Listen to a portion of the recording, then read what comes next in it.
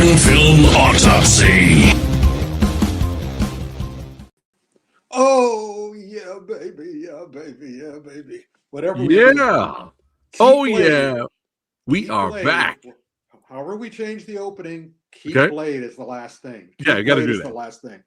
Oh, yeah. We will keep Blade. Yeah. Yeah, But he may hey, be we coming are back, baby. Action Film Autopsy. Kicking out. That's right. The new year. That's right. Brand new episode 34. And I have special guests once again hanging out with your boy, person, Phat Samurai Guy. We got the Anubis that be DJing with the amazing background, Metal Tavern Radio. Welcome back, brother. Thank you, Vicky. Thank you. Oh, yeah. Oh, yeah. And you know him. You love him. That's right. Kung Fu Santa himself, Rick Myers. Welcome back, brother. Oh, Nice. yeah. Open It's hand. lovely to be here. And what legends are watching right now? We got Tyler in the house. What's going on? Yes, good to see you, brother. That's right, certified badass channel member. And yeah, we all know who that guy is. Yes. And Brian Sanchez, good to see you. Let's start the ruckus. That's right, Kevin. Good to see you too, brother. Yeah. And we have a plethora of awesome content to discuss, movies, shows, all that good stuff, and a special appearance all the way from the motherland. That's right. The commentary beast himself, Frank Jang, will be joining us a little bit later. But yeah, you ready to kick it off, Rick? First Yeah, one of course we're ready to go. No, you know what? Do you know what today is? I mean, what this month is, gentlemen? In the Hollywood calendar, this month has a name. Do you know what the name of this month is? It's Chinese New Year. It is. Oh, by the way, yes, I'm wearing. It is Chinese New Year's Eve.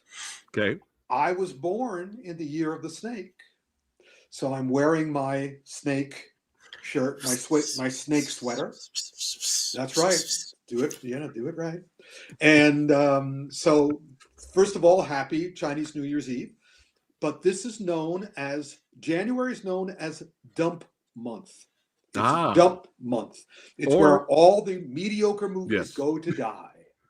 Or they call it "Fuck you, it's January." Fuck you, it's January. Exactly. What you were expecting? You were expecting May? No. But because of the strikes, because of the pandemic, it's not really Dump Month anymore.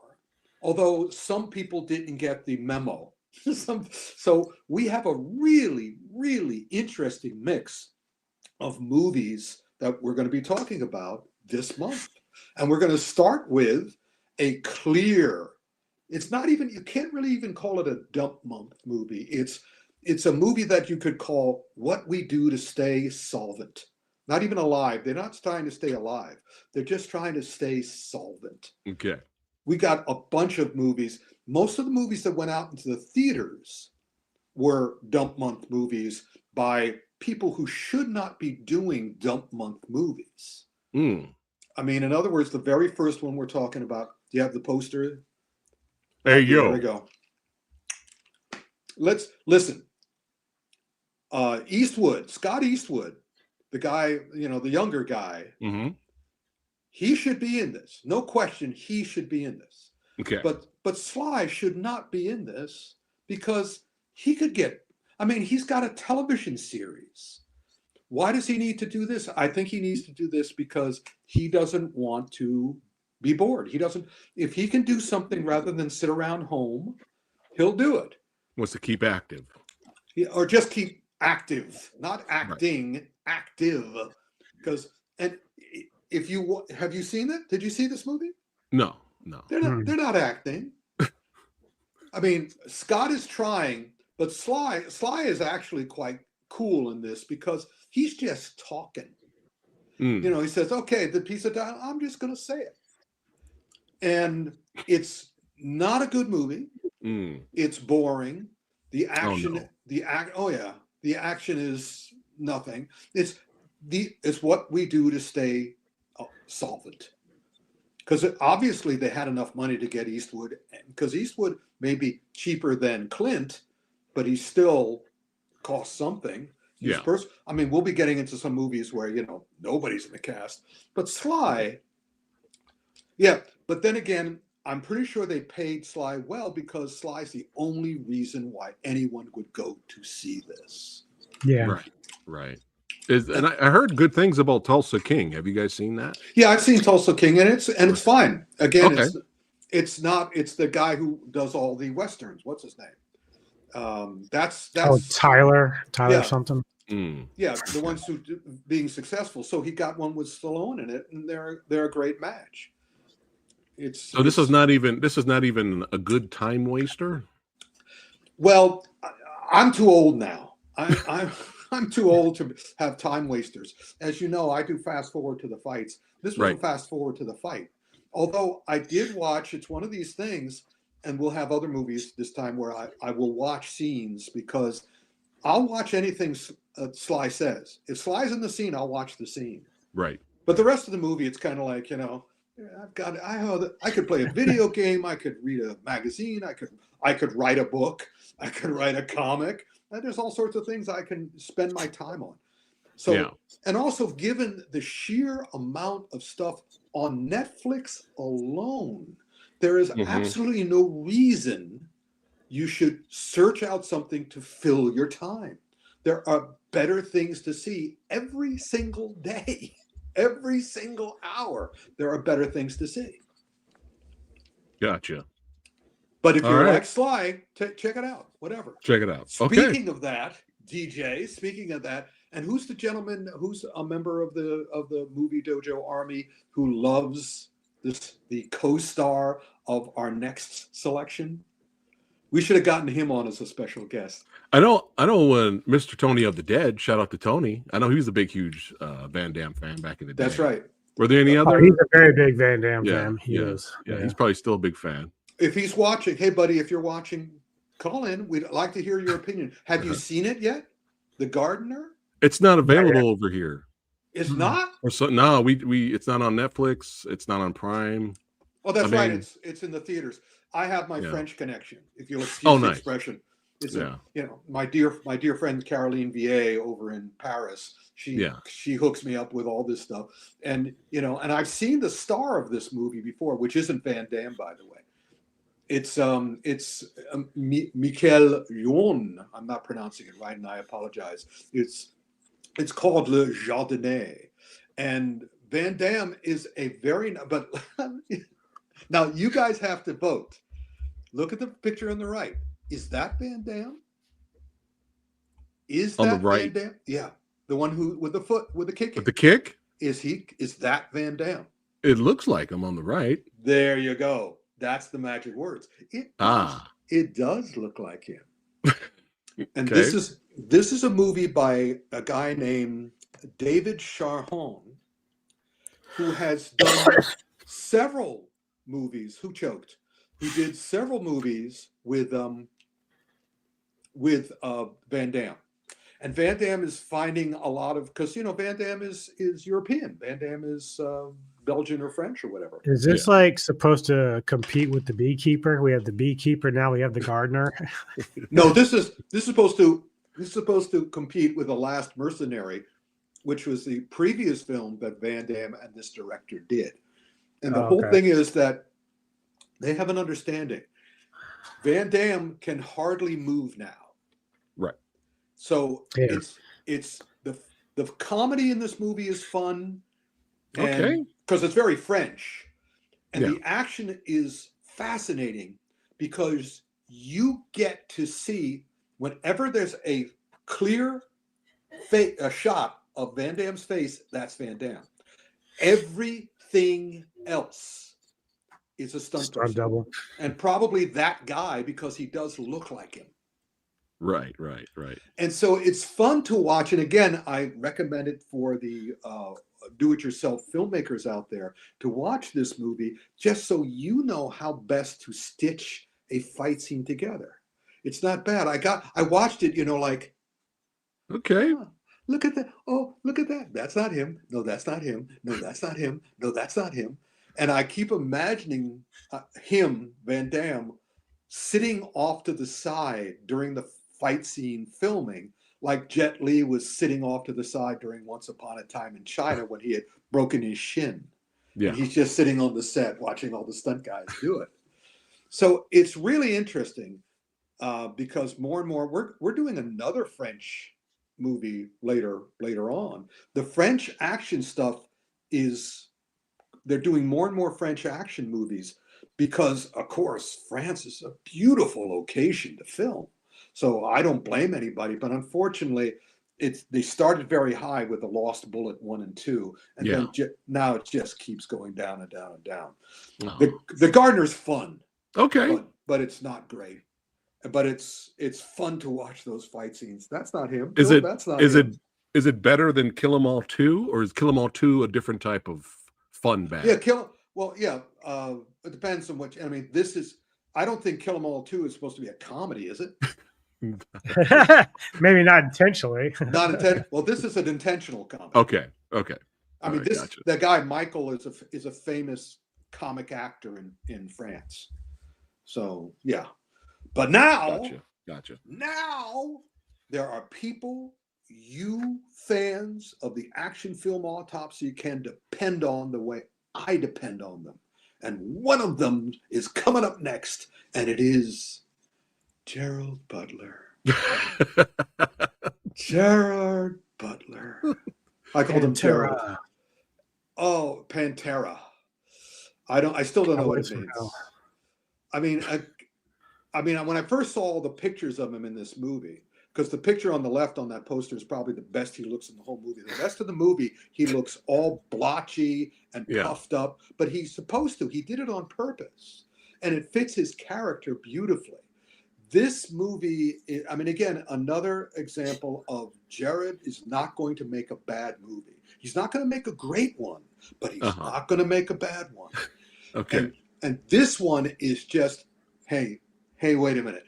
You have to see this, Phat, because this is the badassest movie on the list this month. This is made purposely for me. For anybody who loves, this is a badass movie. The only way you can describe it, it's all about being badass and wanting to be badass and trying to be badass. I mean, Gerard plays a cop from the first movie, Den of Thieves 1 or Den of Thieves. Yeah. And the co-star, spoiler alert as usual, there'll be spoilers, gets away with the crime at the end of the first one, leaving Gerald Butler's character, holding the bag. And so in this one, the way they set it up is that Gerald Butler is going to go to Europe, and this is, filmed in, I think, France, and he's going to go and get that guy. But it turns out one of the first pleasures of the movie, and of course, the first time I see Gerald in this movie, he looks terrible. His beard is all over. His face is all blotchy. There's puffy. It looks like he spent. He looked like he spent the last three, because the original Den of Thieves was a bunch of years ago, and it looks like he spent that 2018. Yeah, it looks like he spent all that time lying on rocks. Yeah, Den of Thieves 2 did not disappoint. That's right, Geeky Andre. You're absolutely right. But again, once he tracks the guys down, you figure there's going to be a big confrontation, and there is, but it was a delightful surprise to me, because what Gerald does goes, I've tried the cop stuff. I want to be you. Let me join you. I want to be with you.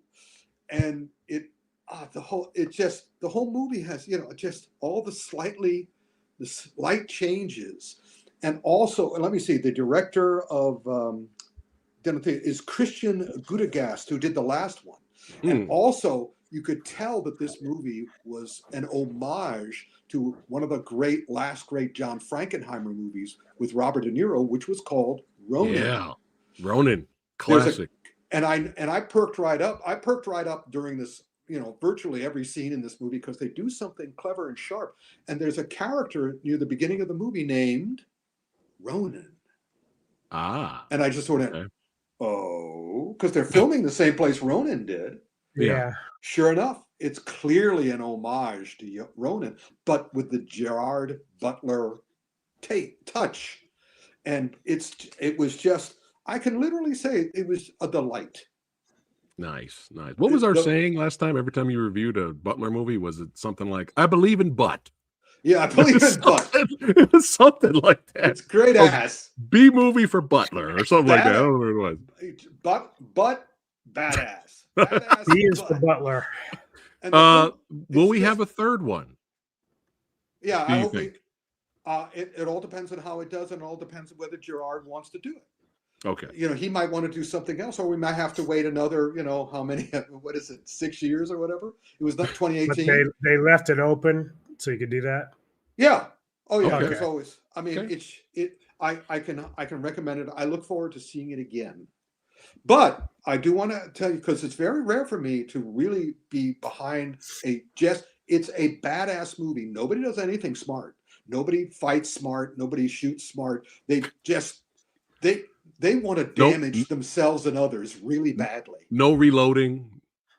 Reloading. No, they reload. Okay. All right. Yeah, no, that's filmmakers smart. I'm saying the characters don't. I mean, the characters want to hurt themselves and hurt others, which is why nobody's going to fight cleverly. They're going to punch. They're going to shoot. They're going to drive. But they know what they're doing. Everybody knows what they're doing. They're not doing it just because they want to be badass, because they have something to say. It was just great. It was great. Right. And also the choreographer was Li Huang, who also did Gunpowder Milkshake. So it's that kind of stuff. I mean, everything's a little smarter than it should be. Much smarter than people are expecting. People. Yeah. Hello, Shin Batman 84 or 84. So anyway, all right. It's on the list. It's on the list. Another thing, and then the next one was another very pleasant surprise for me, because me with horror, for the most part, I don't like modern horror. I do like the unusual stuff. I do like the smart stuff. I do like the younger producers doing twists, not doing the same old bullshit, because I don't like the producers who create horror because they don't respect their audience. I like the directors and producers who respect their audience. Yes. So immediately, this movie is called Getaway. Boom. Or to say more accurately, Getaway. Oh, okay, that's on Shudder. Getaway. Is that Nick Frost? Is that Nick Frost? That's Nick Frost, who directed, who wrote it, didn't direct it. Nice. Stefan Haas. It's filmed in Finland. And so they got all the crew they got from there. It wasn't Finland, but it was in that area. Dutch. It was also in Holland, and it was in Finland. So they have a Finnish, they have an amazing Finnish choreographer, a guy named Ola Kitty, who also did Sisu. Oh, that wonderful movie Sisu. Sisu was good, yeah. And the director is Stefan Haas, who's very popular in Holland for his series of New Kids comedies. He has these comedies called New Kids, and he's got 3 or 4 of them now. And they're very funny and they're very sharp. And the New Kids are just, modern Dutch teenagers who like to screw everything up and have fun.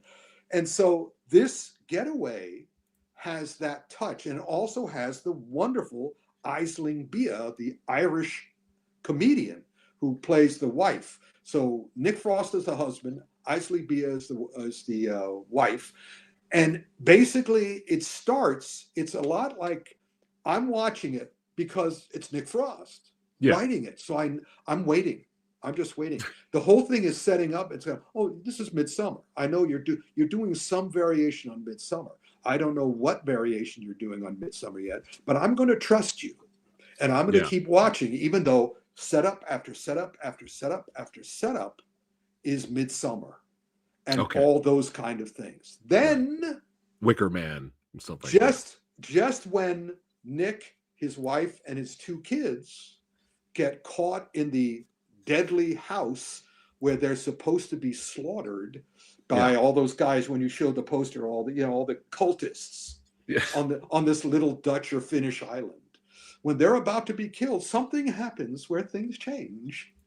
And I was delighted by the change. So I strongly recommend that you guys see this, but also fast forward.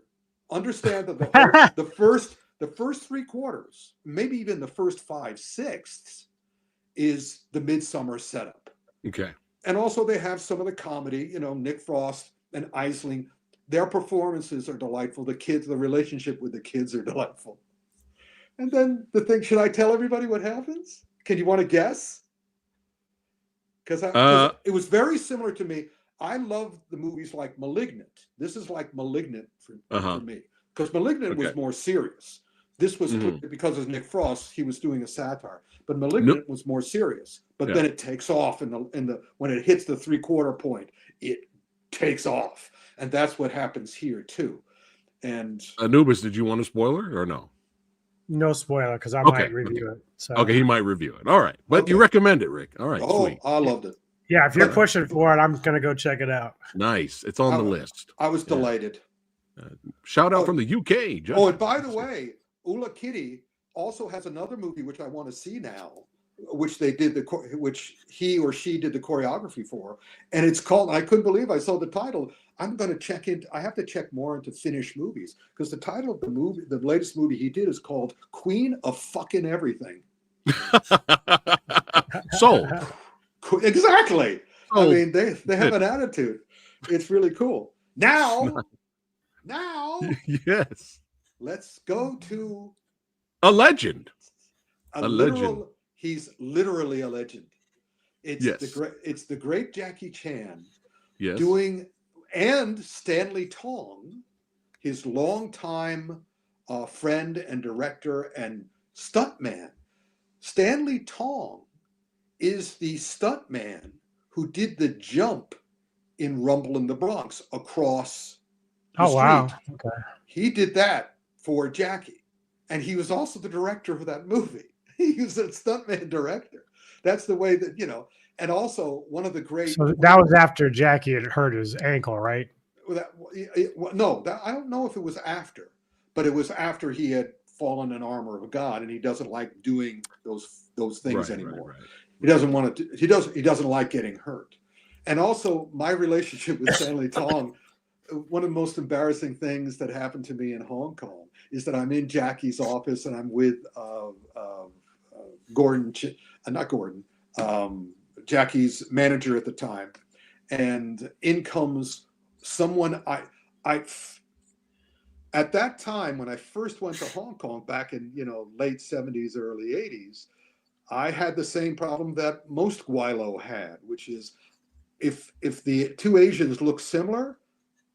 So in comes Stanley Tong, the director, who I thought was the producer's assistant. And I called him by the assistant's name, and he goes, "I'm Stanley." And I'm going, "Oh my God, I'm so sorry.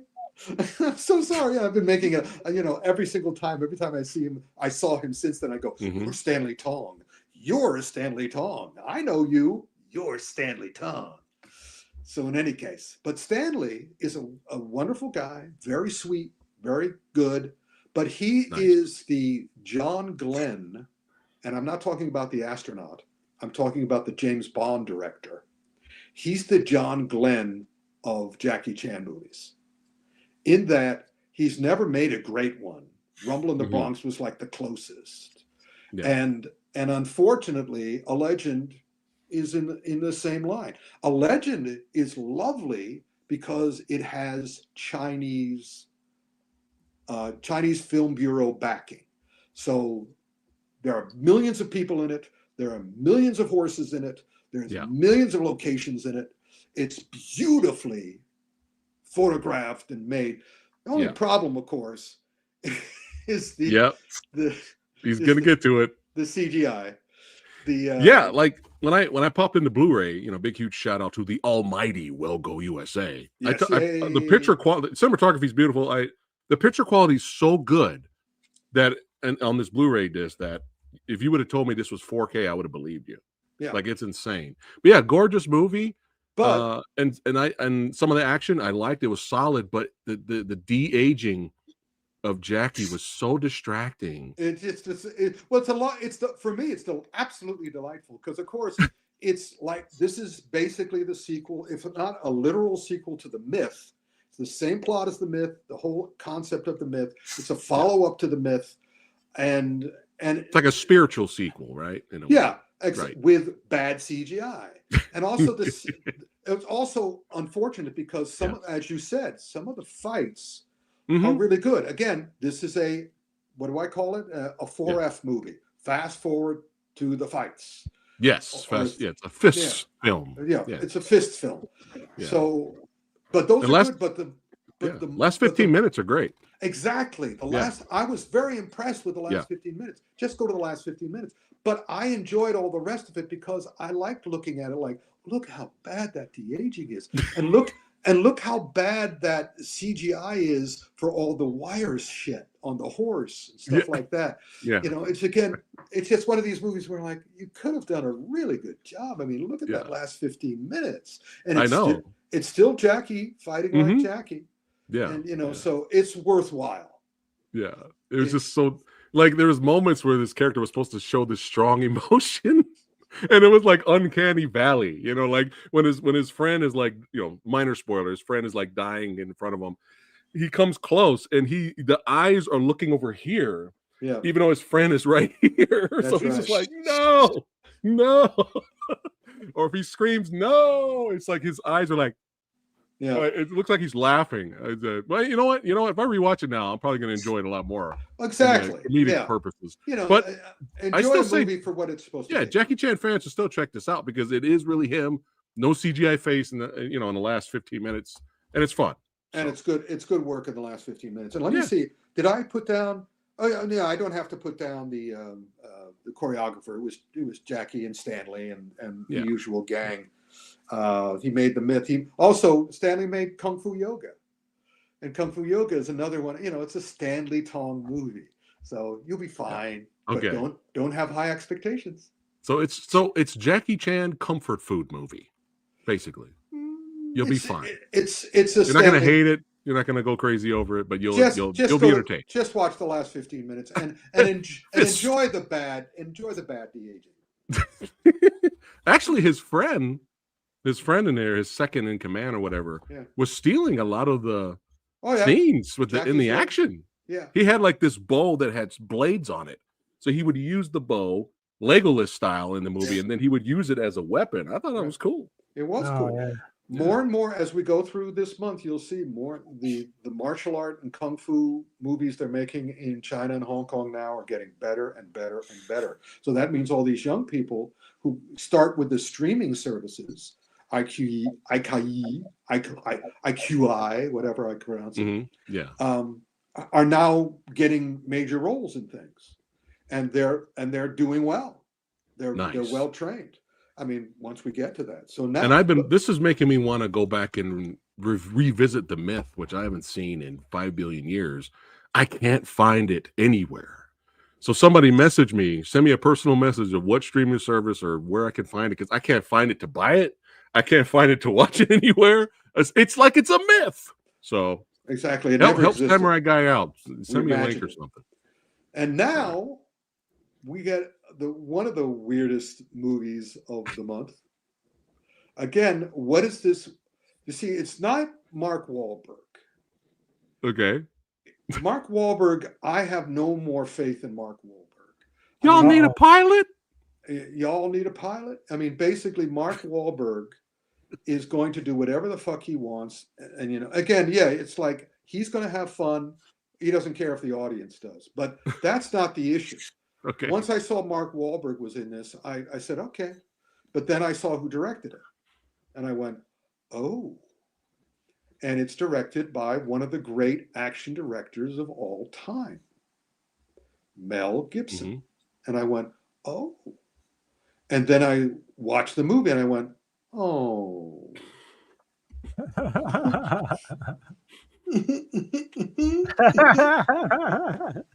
And then I watched on YouTube, they have a short subject of Mel Gibson directing the movie. And I should have watched that first. Because the very, he's working, they're working. The star of this movie is Michelle Dockery, who's one of the major stars of Downton Abbey. What is she doing in this movie? I'll tell you what she's doing in this movie. She saw that Mel Gibson was going to direct it and went, oh, this probably will be very good. And basically, one of the first things he said, I don't have the exact quote, but one of the first things he says to her in this behind the scenes video is, you know what to do, right? Just do it. So it's like, he didn't care. I guess Wow. he didn't want to fight with Mark. He didn't want to fight with Mark Wahlberg, because Mark Wahlberg was going to make it all about him. Because by the way, Mark Wahlberg is a supporting player in the movie, but you notice who's on the poster? Mark Wahlberg. Yeah. There's nobody else on that poster. Not even Mel, certainly not Michelle, and not what's his name, the guy from television who was playing but the supporting players do make most of the movie. For most of the film, Mark Wahlberg is in the back of the plane. Oh, is this the same chick from Boy Kills World? Yeah. Oh, yeah, here we go, Kevin. Yes, it is. Yeah, she was awesome, man. Yeah. That movie, she was great. Yeah. So, but here it's just like, so she's doing a Mel Gibson movie, and now she can say she's doing a Mel Gibson movie. Is Wahlberg like a villain? Or... Yes, very much so. Okay. But here's another fascinating thing for me, which was, I'm looking at the credits. Mel Gibson is directing. I'm interested to see who wrote this. It's written by a guy named Jared Rosenberg. And Jared Rosenberg, he's only made one other movie. And that was a dozen years ago. And it was a documentary. Uh-oh. And I'm going, how the hell did he get the writing credit for this? So my assumption was that Mel needed somebody, or Mark or Mel needed somebody to take the fall for the script. They, and they wrote it and gave it to, because he wasn't doing anything after 12 years. So I have to assume that he needed some money. But again,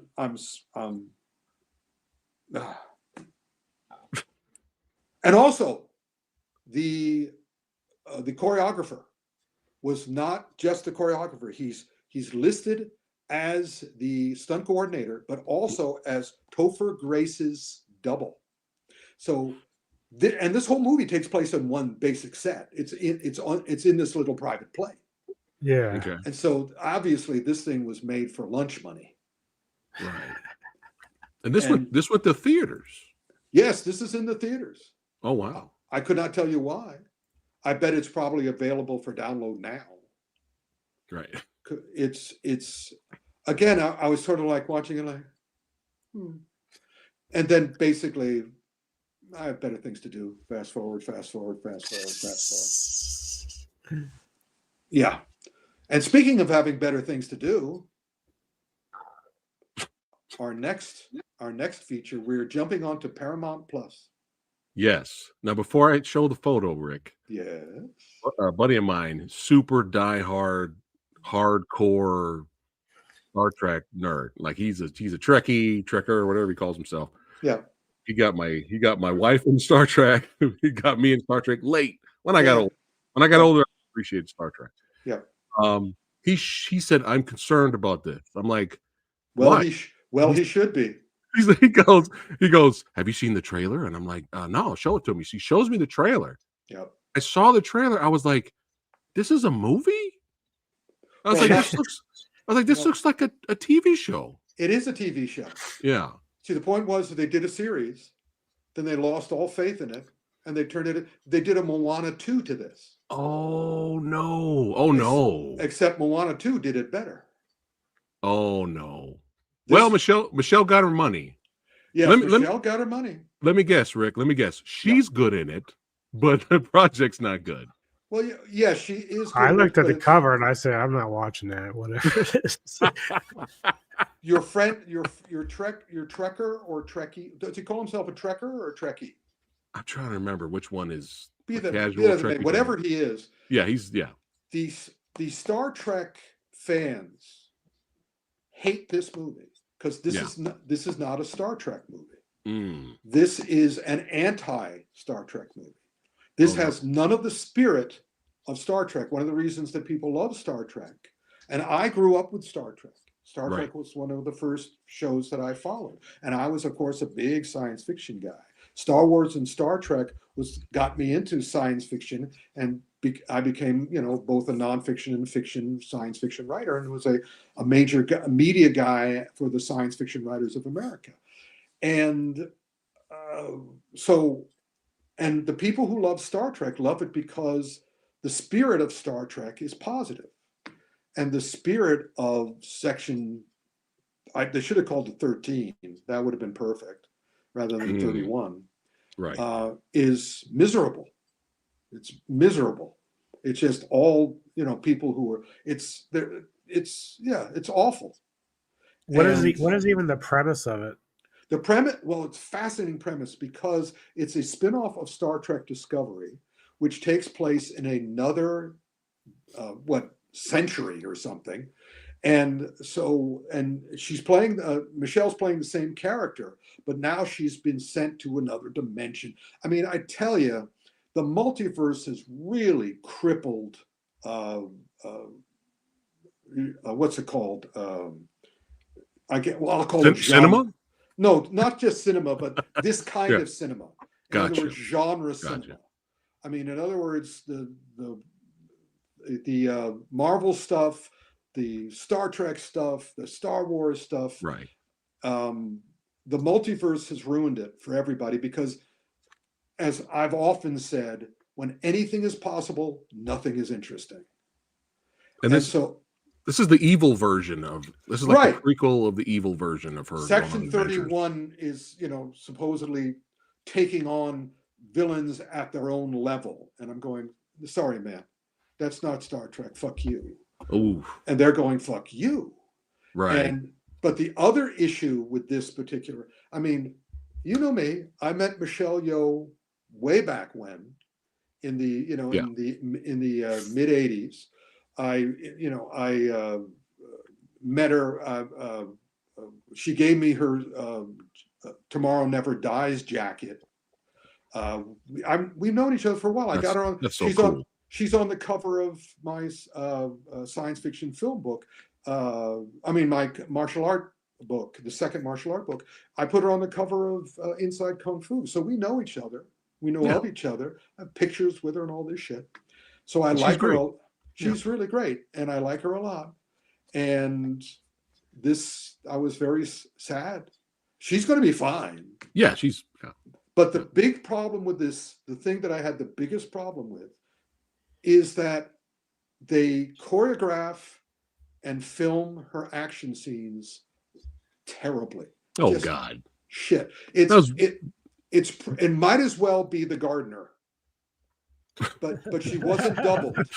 But it might as well be The Gardener because the camera shakes and every single shot is a different thing and a different thing. Yeah, thank you, buddy. Thank you, Entertainment Headquarters. It's based on the mirror. There we go. Yeah. You got it right. But so there was really no reason to watch it. They can't even watch it for her. No, or at least the action. Yeah. No, don't watch. Wow. Yeah, no. Just really, it was just a heartbreak. And it's Christopher McGuire, who also choreographed. Christopher McGuire also worked on. Almost everybody who worked on Star Trek Discovery worked on this. But then they turned it into a TV show, so it's even. Turned it into a movie. It's the way I'm talking about it is the way it is. What would it have worked if it was a show and it was more fleshed out? It wouldn't have worked for Star Trek fans because if they're gonna wallow in misery, that's not Star Trek. Gotcha. Ouch. All right. I'll stay away. Yes, good idea. And back to action now. Back to Netflix. Yeah. We're jumping onto Netflix. And Netflix has basically, at this point, to my mind, they have two kinds of action movies. They have action movies like Rebel Ridge, which are awesome. And they have action movies like Red Notice and Red One and Back in Action. God. Where it's just kind of like, whatever. Red Notice. Jesus. As soon as I saw that Seth Gordon directed this, he made one of my least favorite action comedies of the last century, which was Identity Thief. With what's her name? I never even heard of it. Okay. She's in Bridesmaids. She's famous comic actress, entertainment headquarters. You know, you tell me the name again. Melissa McCarthy. Yeah, Melissa McCarthy. Okay. That's a movie where she plays the identity thief, and she's the leading character, and she thinks, yeah, thank you, sorry, and I'll just say Red One. I'll just keep mentioning Red One, which is basically the same movie. But Melissa McCarthy and Identity Thief, she thinks it's hilarious to punch people in the throat. That's their idea of a funny move.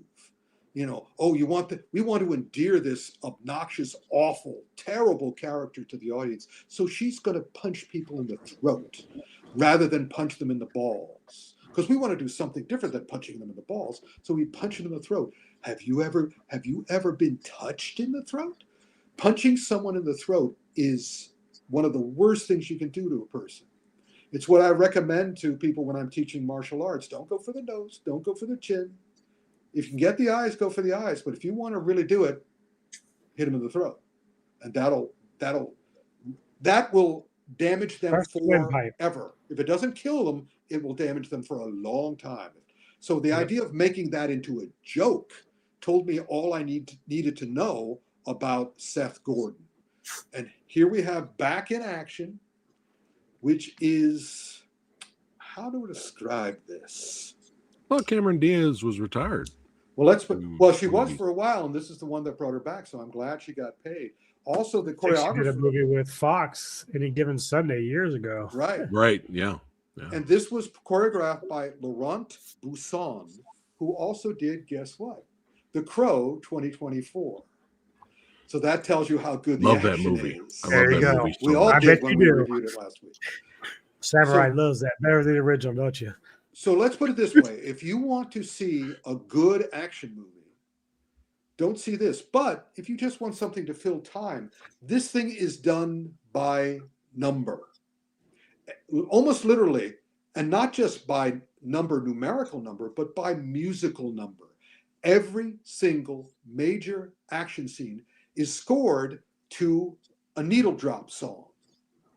Whatever they do is they find the song that best, the pop song that best exemplifies it, and they play that.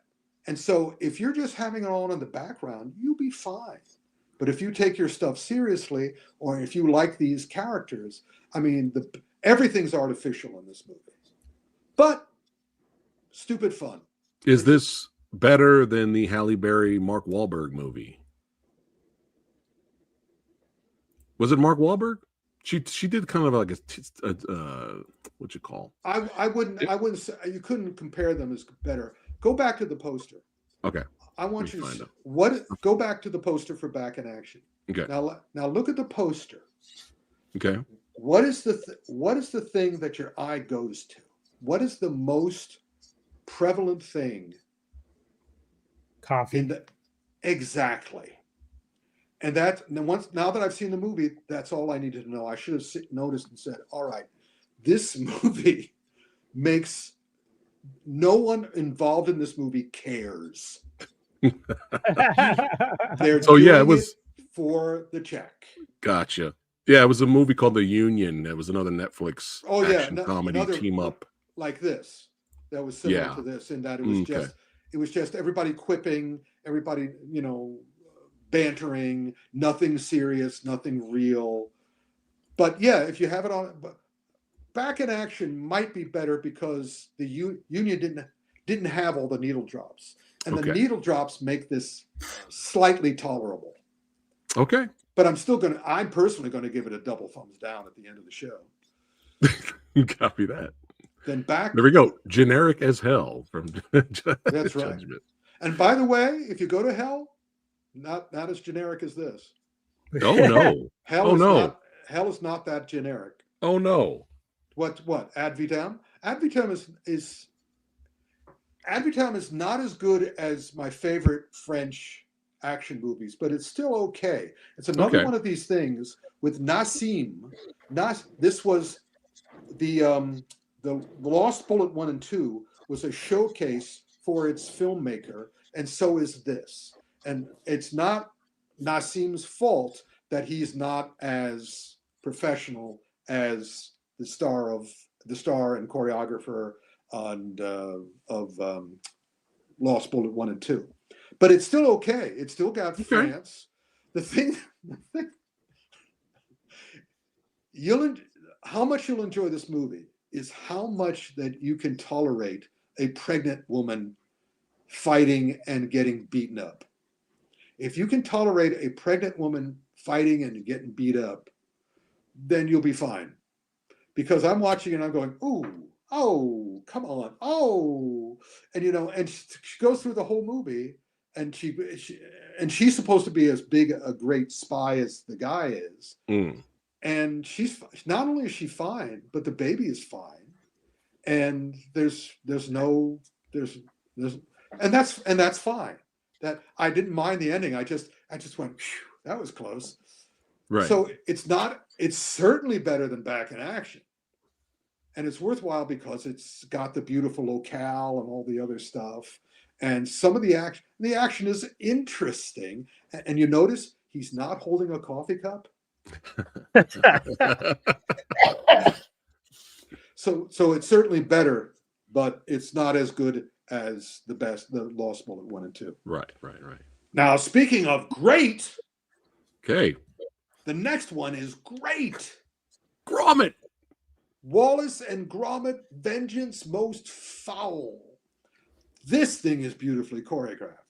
This has great action. This is funny. This is entertaining throughout. This is Aardman at its best. And what's great about Aardman is you can say Aardman at its best, and that will be true of anything Aardman does, because Aardman always does the best it can. And considering that the whole movie, even though they could do it by computer now, no, they still do it the old-fashioned way. Yay. 24 frames a second. And it's just, and they know what they're doing. And it's delightful and exciting and funny and smart. All the things I like in an action movie. So, yeah. And nice. But because I enjoyed The Curse of the Were Rabbit. I think that was the last Wallace movie I saw. That was fun. But you can watch all of their stuff. You can watch Kick and Run. You can watch Creature Comforts. All their stuff is just great. And above the that's right. That's right. The gnome, but I love the gnome, and I love the villain. I love the duck villain, or is it a chicken villain? I mean, I love that. I mean, the gnome was great. I want the gnome to have his own movie. All right, it's on the list. Happy face, but now we're going. Hey, everybody. I put up the Jackie Chan, a Legend, earlier in the thing, because now we're getting down. January is not only dump month, but it's also the Chinese New Year. And guess what the best action movies outside of Wallace and Gromit are this month? They're all the Asian ones. And all of these movies are great. Starting with, put it up. Boom. Kingdom 4. Quattro. Return of the Great General. And the gentleman over there in the middle there with the wonderful grimace and grin, the grimace grin. This guy, I mean, I talk about number 3 here. My nephew told me about the original manga for this series. This is a Japanese movie about Chinese history. And it is based on a Japanese manga about Chinese history. And I watched, I think, either 2 or 3 first. I was amazed by it. So I went back, and I think they're like Rurouni Kenshin. And I believe one of the this is not until later. Rurouni Kenshin is a brilliant Japanese based on a manga again. And This is the same sort of thing. It is done as well. And all 4 of the Rurouni Kenshin movies were great. All 4 of the Kingdom movies are great. And there are going to be more of those. But I strongly, if you like action film autopsies, if you like action films, I believe they're all still on Netflix. See them all. I don't think Boom. you'll have a problem.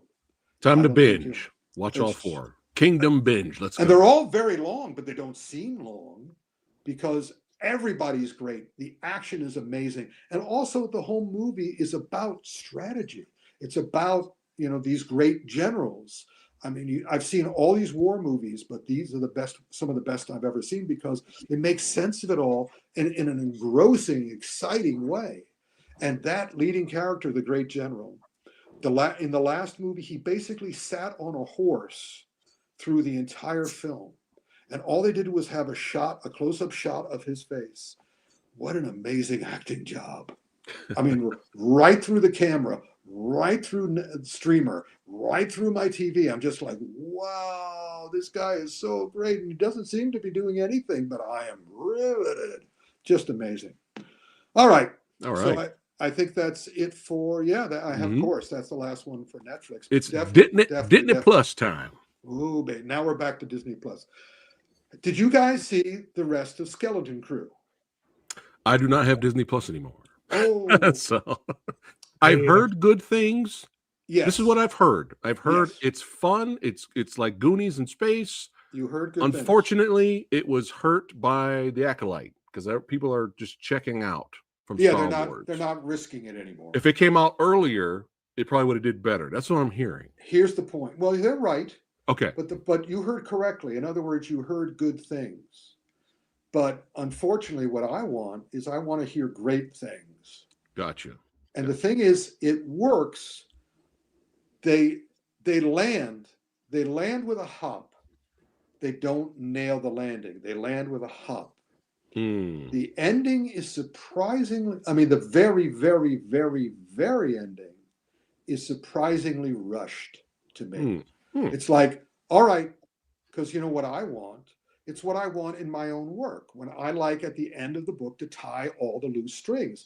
I was taught by Warren Murphy, the creator of The Destroyer. My first 3 novels were ghostwritten Destroyer novels. And Warren Murphy always said that he worked with a partner, Richard Sapir, for the Destroyer books. And Richard Sapir would write the first 95 pages. And then Warren would write the last 95 pages. And Warren said, basically, he gave me a bowl of spaghetti, and my job was to tie all the ends together. And that was one of the first things I learned about writing books. So I said, that's what I want to do, because I love those books. And so when I see a show like this, and unfortunately, Star Wars, especially on Disney Plus, we talked about this before, all the new creators have lost the ability to tell. They do not understand story structure. Yeah. They do not understand that as what Hitchcock said, if you have a setup, you are duty bound to pay it off. If you set something up, to satisfy your audience, you have to pay it off. And none of these guys care about that. Again, multiverse, anything can happen, so who cares? And Skeleton Crew was not that bad, but it was not that great because the way it ended, they didn't tie anything up. Lovable characters. Every single episode was a different adventure. Those 2 characters are wonderful. The kids were wonderful. The elephant, but they didn't. Again, we have a character who's an elephant kid, and they don't explain it at all. Basically, as a science fiction writer, I was always told I was very lucky when I was doing all the great science fiction writers are wonderful people. And they always share, and they're not envious, and they're not trying to sabotage you like they do in mainstream fiction. And they all wanted me to do as well as I could. So they would give me all this, they would take me out to lunch, and these guys who I admire were just like the greatest, Isaac Asimov. They would always help me, and they would tell me stuff about how to make it better. And he said, look, science fiction is the most powerful genre because you can put a romance into a detective. You can put a romance into a mainstream novel, and it's a romantic novel. You put a romance into a science fiction novel, it's still a science fiction novel. There's nothing you can put in science fiction. You can put a detectives in science fiction, it becomes science fiction.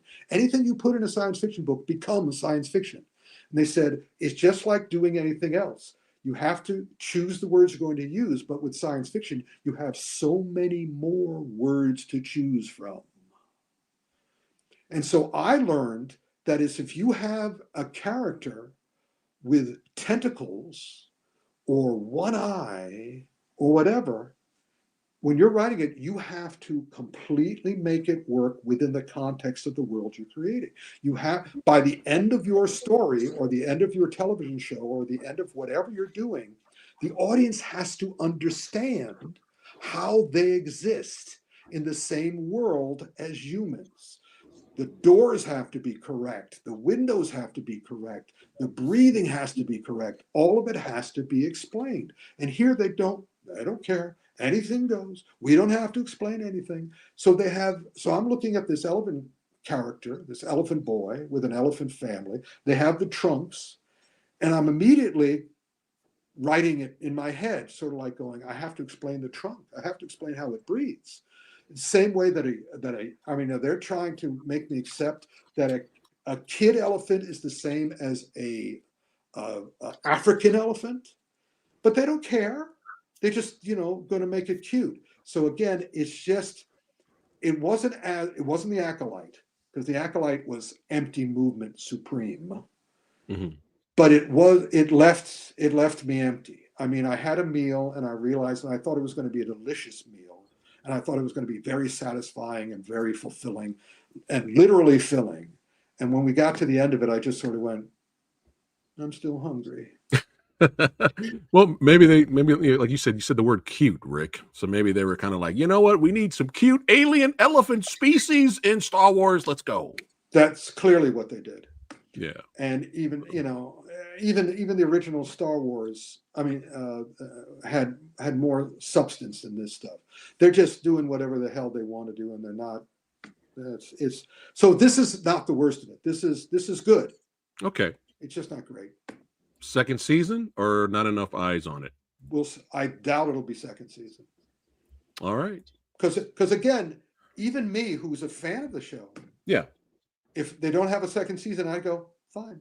And if they do have a second season, I'd have to go, do I want to see that? Or do I want to see, Kingdom 5? Or do I want to see, Harbin 2 or whatever? Yeah. So, right. Oh well. Copy that. Yeah, it wasn't terrible. They didn't crash and burn, but they didn't nail the landing. Copy that. This next one, I saw the trailer for it, and I was like, this, in terms of animation, I was like, this looks like Steve Ditko type of artwork a little bit, but I'm curious. Well, the problem with this one is that it premieres tomorrow. Oh, okay. So my contacts haven't been able to supply me. So you're fired, contacts. No, you are not fired, contacts. I'm kidding. No, come back. No. We love you. It's really, they're the one. I saw The Gardener because of them. Right. In any case, okay. So it's coming out tomorrow, but we'll talk about it next. So next episode. I think they're having 2 episodes tomorrow. Okay. Next episode. This is a quick preview then. Preview to next action film. But my hopes are very, very high because, of course, I grew up with this. I mean, I was there at the creation of Marvel, and I was there with the creation of Spider-Man, and I got to go to got to meet Stan Lee and work with Steve Ditko and all this stuff, and wow. I adored Spider-Man. I had the first 50 issues of Spider-Man, and then I went to college and came home and found out my mom had thrown them away. Along with the first 50 Fantastic Four, the first 50 Hulk, the first don't get me started. So I love Marvel. So I love Spider-Man, and they kept on saying, I keep on seeing in the promotion that this is based on the Ditko, and I'm going, show that image again, and not this image, of Spider-Man, but the poster. I look at that thing and I got news for you guys. and this is what makes me frightened because the promotion is saying it's Ditko. You look at that, that's Romita. That's Johnny Romita. Oh yeah, it does a little bit. Yeah. I always felt terrible that Johnny never got the credit he deserved. Right. Because he did all, after Ditko finished, Romita took over, and Romita was a completely different style. And I thought that I would not like it because I so admired Ditko's incredible power. Yeah. But the thing was, Romita, the one thing that Ditko could not do was draw an attractive woman. He simply could not do it. Romita could do it. Right. But also he created a world. I mean, basically, Ditko was the Shaw Brothers. Romita was the Golden Harvest. All right. In the look of their stuff. Yeah, I can see that. And Romita, and it was obvious that Ditko was awesome. Romita's genius was subtle. You would look at it and go, oh, it's just a comic with very round characters, and they're very pretty, and they're well done, and everything is well done. But man, that guy could do panels that it's like the difference between martial arts and Kung Fu. Once I understood Kung Fu, then I would watch things like La Kali Young's movies and go, oh my God, do you have any idea what's going on here? And once I understood how comics worked, I looked at Romita's stuff and went, I don't know how this guy is doing this. That's astonishing what he's doing. So again, I'm hoping it's Romita, and I hope they're aware of it, and I hope they play to it, and not just go, Ditko. We got to suck up to the fans. So anyway, but we'll let you know next month. Next month. All right, it's Well Go USA time. Bam! The almighty. Bam! Well Go USA. Hi-ya TV, you guys baby. If you guys haven't taken advantage of the free sample, the 1 week free sample, now is the time to do it. All the greatest La Kali Young stuff, the greatest of the new stuff, and also the greatest, oh my God. Links in the description, guys. Check out the link for your free trial, baby.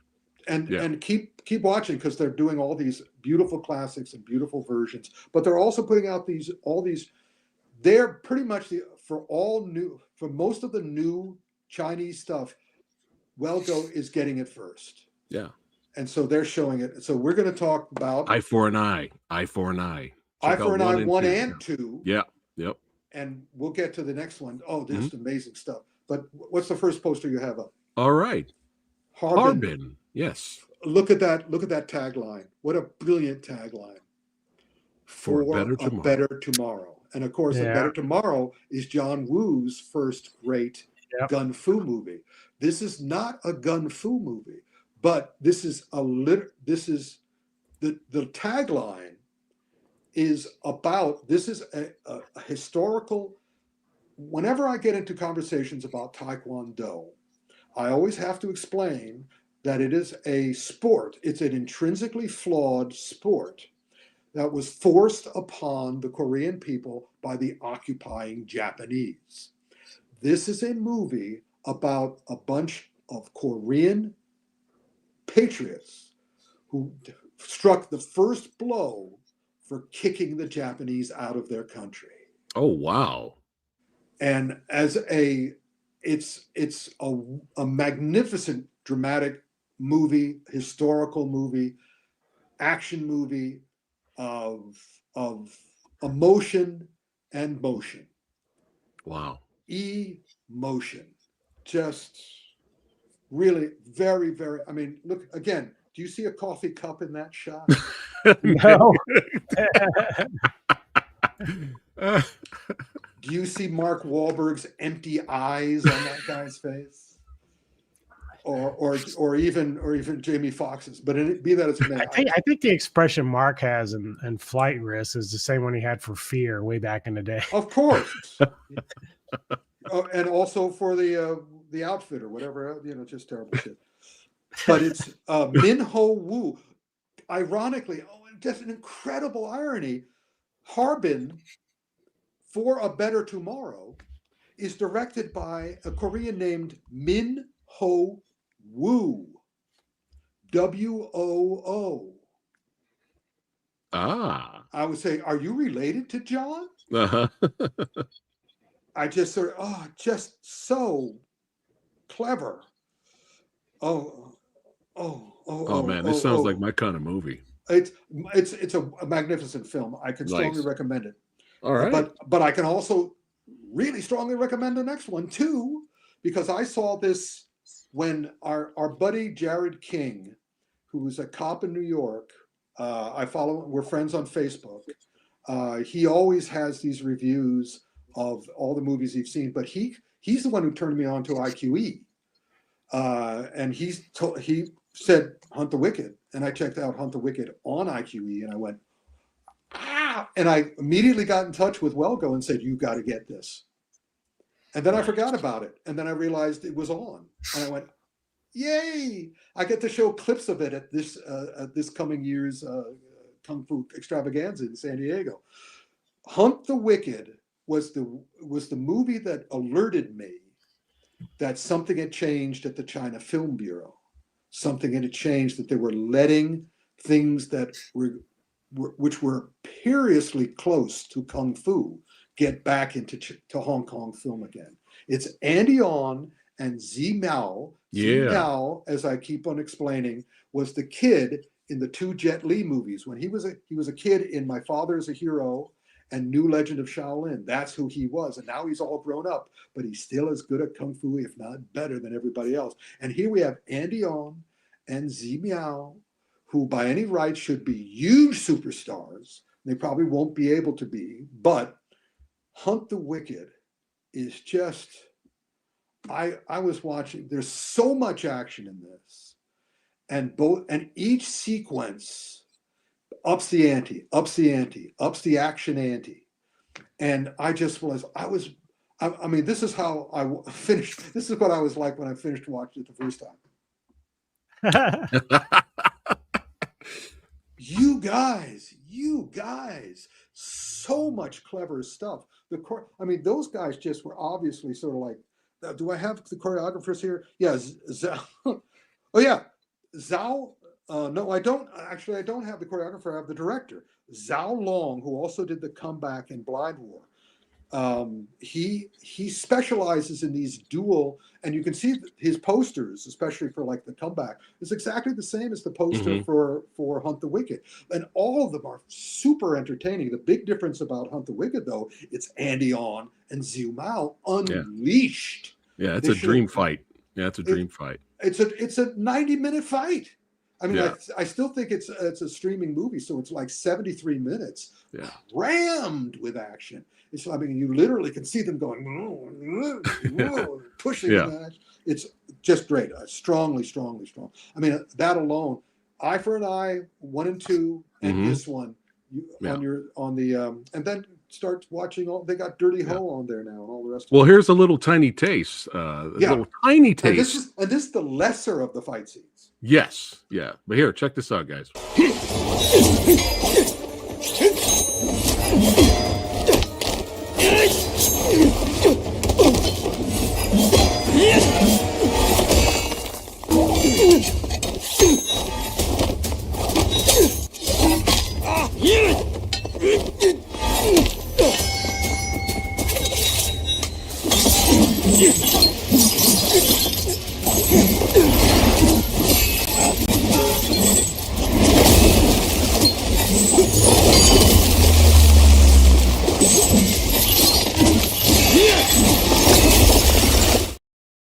Look at that camera work.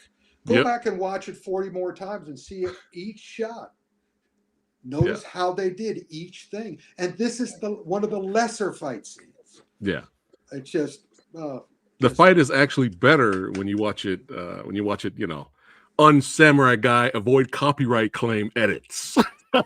When you watch it in its entirety without any copyright claim, I gotta do what I gotta do, baby. But it's good stuff. It's my antidote. And now I will go to the bathroom while you guys go to Hong Kong and talk to our mutual buddy. All right. It is time to hear from the master of remaster, the commentary beast. That's right. All the way again from the motherland. Yes. You know him, you love him. Frank Jang, all the way from Hong Kong. Let's hear his thoughts on The Prosecutor. Go ahead and bring it up here. And I will remove us, Anubis. I will take us out of here. All right. Here we go.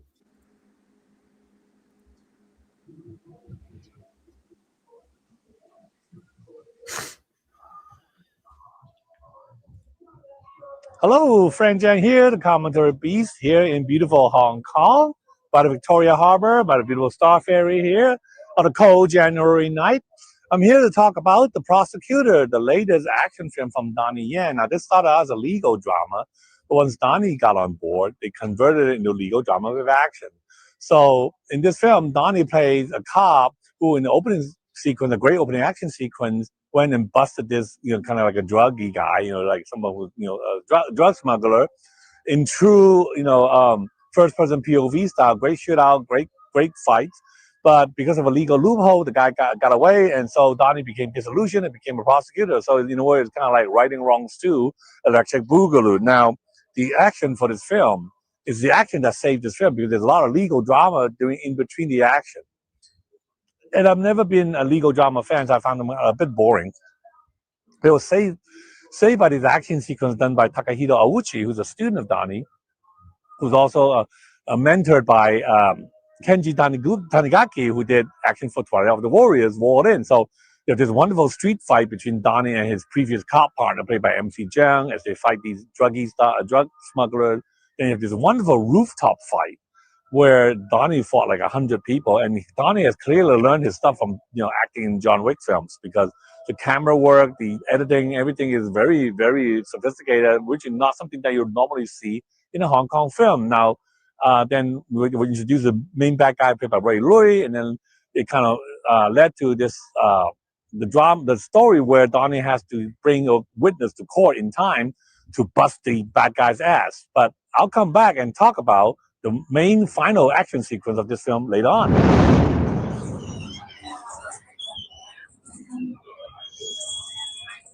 Hello, Frank Zheng here. I'm back. So this is the actual Hong Kong subway train, and the reason I'm shooting this on the subway is because at the climax, when Don is trying to bring a witness to court to bust the bad guy, played by Julian Zhang, they were stopped on the subway train by this huge, humongous, bald-headed guy who engaged Donnie in a great fight on the subway. Now, they built a set. They built an actual subway train set to shoot the fight. But this is an actual subway. You can see here, these are actual passengers on the subway train. So, and there's a shot where the bad guy actually busted his electric box here before fighting Donnie. And that's a wonderful fight, really one of the best fights in the Donnie Yen film. And I think this final fight on the subway alone make the film worth seeing. Like I mentioned before, this is really a courtroom drama with action. So I'm not a big fan of legal drama, but I think the fight more than made up for the dramatic deficiencies. And you have some great side characters. You have Michael Hui, you have Julian Zhang, you have Roy Loy, you have MC Jam, you have a veteran actor Lau Dong, who played the grandfather of the kid who's being framed.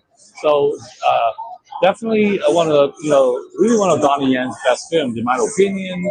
So I'm glad that Welgo was able to bring this to North America, and you should definitely check out The Prosecutor. And the reason I'm in Hong Kong is because I'm actually here to do Q&A for my documentary, Enter the Thrones of Bruce. So you should check that out too. Enter the Thrones of Bruce, available from iTunes. So until next time, take care and bye. Oh, he's so adorable. Yeah. Yes, that was awesome. Thank you, Frank, for sending us that. Well, I like action movies and legal movies.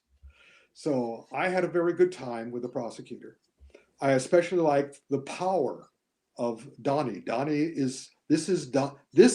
Prosecutor is Donnie unleashed. Mm-hmm. Donnie is trying to find his voice and also trying to bridge his two worlds of Asia and America.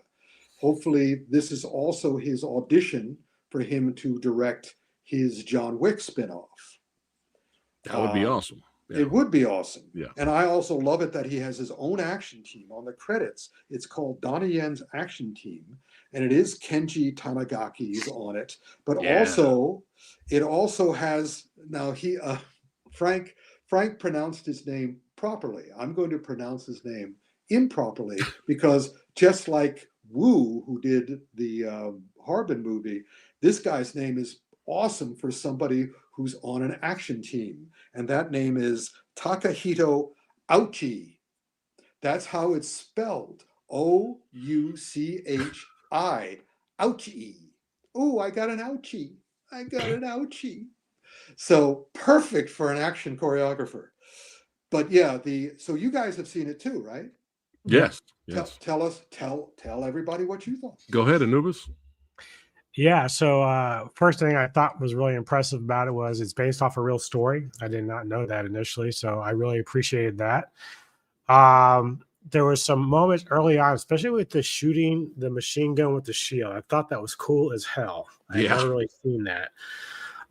The plot is very engaging. I know that Frank had said that he's not really into legal stuff, but I thought it did a nice job mixing and balancing what was going on with the film between action and the legal stuff.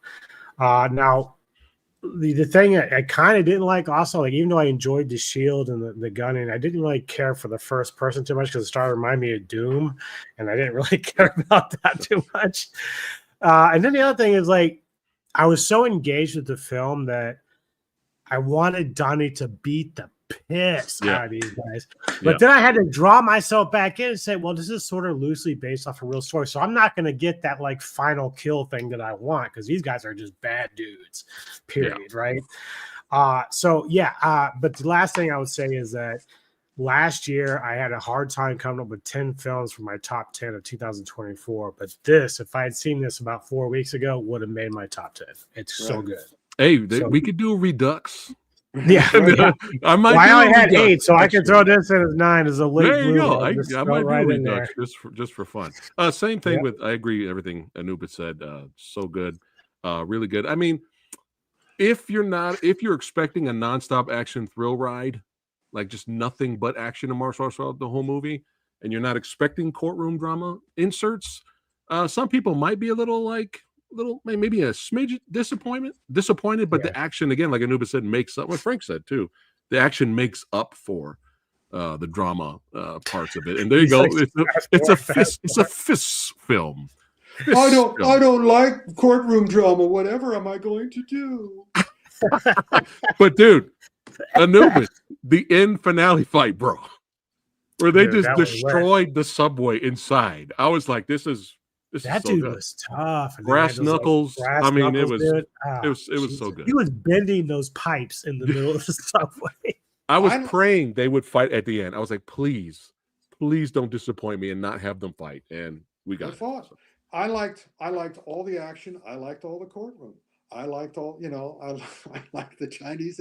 I loved watching Donnie navigate through the film, navigate through the labyrinth that Chinese film is now. But the thing I really loved about the action, beyond all it's top-notch stuff. It's grade A. It's A+. Is that when I was growing up, the first adult movie I ever saw was Dr. No. And for the whole run of up until You Only Live Twice, all the fights in Sean Connery's James Bond movies had a resonance. They seemed to vibrate. And I want Donnie to direct a James Bond movie now because his fights have an extra layer of vibe. That'd be insane. I mean, it's the kung fu energy, not the martial art energy, the kung fu energy. Because even though Donnie wants to be Bruce Lee and doesn't want to live up to his mom's Tai Chi teaching, he is the son of a Tai Chi master. And but he's learning that energy he can use. That's why I was able to accept what normally would be nonsense, that he could fight that guy in the subway and end the fight on a joke. That's the other thing too, is that I love that every character in this film didn't go to waste. Like you were able to keep track of everyone. They all had a good story and backstory. Mhm. Like it was well thought out. I really, really enjoyed that a lot. And the Donnie comes into the courtroom with all the wounds, with all the bruises and shit, and the blood stuff. And I'm going, well, that's because you have that extra layer of energy. Yeah. So again, this is one of those movies I'll watch repeatedly, like this. I don't have to watch the court case again. I knew he was going to win that, because it's a Chinese Film Bureau movie, but the fight scenes again have just watch them and listen to them. Get them on the best possible. That's why I'm glad they released this in the movie theaters first. And when they put it on Hayao, hopefully they'll have the best possible 4K sound. Oh, they will. The rest of it. Yeah, they will. Yeah. It's a really good stuff. All right. And so listen, guys, if this episode teaches you anything, just go for the Asian stuff. I mean, we have Kingdom 4, we have Harbin, we have Hunt the Wicked, we have The Prosecutor. Those 4 movies alone could last you all year. I don't know. I think what's missing from this poster is Dunya needs a cup of coffee. He needs to be holding a cup of coffee. Right? Then we're good. He needs to have empty eyes and he needs to have a cup of coffee. All right. Well, that wraps up today's episode of AFA, but we got Rick's recap first. And Anubis, you join us on the ones. Well, I'll be doing the ones you'll be doing, Anubis. We haven't seen that much of these titles. Anubis, we'll join in on at least the Prosecutor. Practice to make sure your thumb shows up because the posters will be in the middle of the screen. Yeah. So you want to go, the other side. Yeah. Well, you're right. Some of the posters take up the full screen, so I'll just show it for like a second. That one. There we go. All right. Yeah. Okay. All right. Wait. Okay. Up first, Rick's recap. For those of you that are arriving late, here we go. Alarum. Okay. Fuck it. The El Gardener. Oh, we got a laugh one. Okay. We got a giggle. Okay, you got a giggle. All right. We believe in the butt. There we go. All right. There you go. I'm just mimicking Santa now. Yeah, get away. Yeah, first 3 quarters. Yeah. Okay. Last quarter. All right. A legend.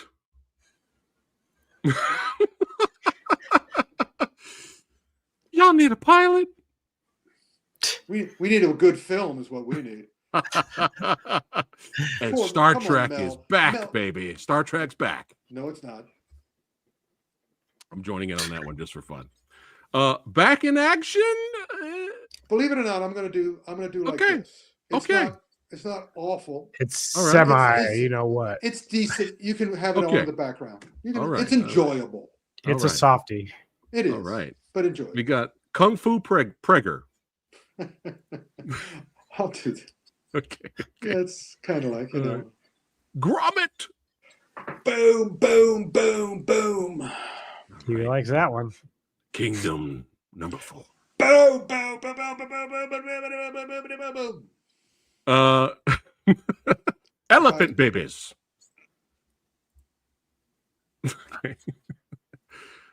Harbin for a better tomorrow. All right. And hunting some wicked. Nice. And of course, I mean, we all know the Prosecutor, baby. Oh yeah. Thumbs up for the Prosecutor. Awesome stuff. This is for the courtroom stuff. This is for the Actually, I'll do this for the courtroom stuff. There you go. Courtroom stuff, action stuff. That's right. Well, this was always a blast. That's right. Click on the links below, baby, to follow my man Anubis. That's right. The Metal Tavern Podcast. That's right. Movies, metal music. Follow this man. Links are below. Also, follow Kung Fu Santa. Links are also below for his amazing store. You get exclusive autographs and movie memorabilia, baby. That's right. You got to get a piece of Rick, baby. You want a piece of me? You want a piece of me? You want a piece of me? Oh, you want a piece of me? You want a piece of me? You want a piece of me? You got it! Get a piece of Rick. I still have to. I have to get that for you, Anubis. I got to get. I was getting ready to say. It reminded me again. I was like, there she please, is. please remind me. I'll get in touch with Chimera and see if they still have it. And Awesome. and I'll get the address. This is between us, people. Copy that. And just so We'll you talk know, about it Rick, offline. that getaway is going to be my next pick for the Ghouls of Midnight segment. So Mr. Tony the Dead and I are going to review that film. Yeah. Copy Excellent. that. Yeah, make sure you Excellent. follow Mr. Tony of the Dead's channel as well. The Ghouls of Midnight. That's right. Awesome horror movie review content. Subscribe to Tony. All right. This is a blast. As always, thanks again for watching, liking, subscribing. Follow the Movie Dojo podcast on Spotify. I got some other exclusive stuff coming up this week. A trailer movie premiere with your boy in it for 1 second. See me for 1 second. That's coming up later this Friday. He's building his Saturday. blocks, folks. He's building his blocks. I'm building my blocks. I was like, oh, spoiler. Everyone knows what happens to me in the movie right in the beginning, but it's fun. We'll get to that. Let me guess. this Friday. Is your dialogue? You all need a Phat Samurai? No, but I get a chance to curse out Don the Dragon Wilson. It's going to be, hey, boss. I get to curse out Don the Dragon Wilson. But you got to see the whole movie if you want to see that. But yeah, that will be Shepherd Co. 2 the Road Back trailer will excuse me, I can speak it to English. Will premiere this Friday, and join me live for that. It's going to be a lot of fun. You'll be laughing a lot because you'll see what happens to me right in the beginning of the trailer. But it'll be awesome, and I'll be hanging out most likely with Mark Strange this Saturday as well. So a lot of cool stuff coming up. Thanks again. Big, huge shout out to all our channel members and patrons. More exclusive stuff with Lady Fat Blood coming up. And we'll see you guys on the next one. Keep watching them Kung Fu movies, baby. Martial arts, action, horror, all that good stuff. See you on the next one.